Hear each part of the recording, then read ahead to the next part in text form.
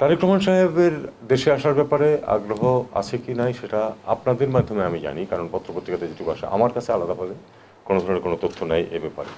তারেক সাহেব না আসলে এবং বেগম জিয়ার শারীরিক অবস্থা ইত্যাদি, তারেক সাহেব তো এখানে উপস্থিত না থেকেও সত্যিকার অর্থে বিএনপি নেতৃত্ব তার হাতেই ছিল। কাজেই উনি ঢাকায় পদার্পণ না করলে যে নির্বাচন হবে না বা সুষ্ঠু হবে না, এটা আমার ঠিক মনে হয় না। আমার মনে হয় নির্বাচন সুষ্ঠু হবে কিনা সেটা অন্যান্য আরও অনেক ফ্যাক্টরের উপর নির্ভর করে। ল অ্যান্ড অর্ডারের প্রশ্ন আছে, ইলেকশন কমিশন কতটুকু সফল হয় তার উপরে বিষয় আছে। আমার মনে হয় না একজন ব্যক্তির কারণে বা ওনার একটু দূরে থাকার কারণে নির্বাচন নষ্ট হয়ে যাবে, এমন এটা আমি মনে করি না। তবে দেখা যাক, সময় তো এখন আছে এবং আলটিমেটলি কী হবে আমরা তো এখনো জানি না।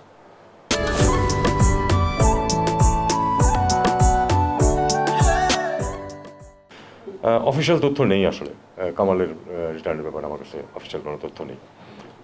নির্বাচন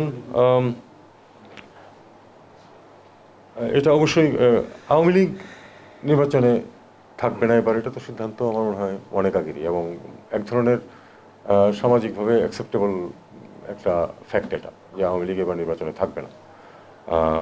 কারণ তার সব কার্যকলাপ নিষিদ্ধ করা হয়েছে, তাকে পার্টিটাকে নিষিদ্ধ করা হয়নি কিন্তু তাদের রাজনৈতিক কার্যকলাপ নিষিদ্ধ করা হয়েছে এবং এটার ব্যাপারে আমার মনে হয় না যে বাংলাদেশের সমাজ খুব নেগেটিভলি দিয়েছে এটাকে।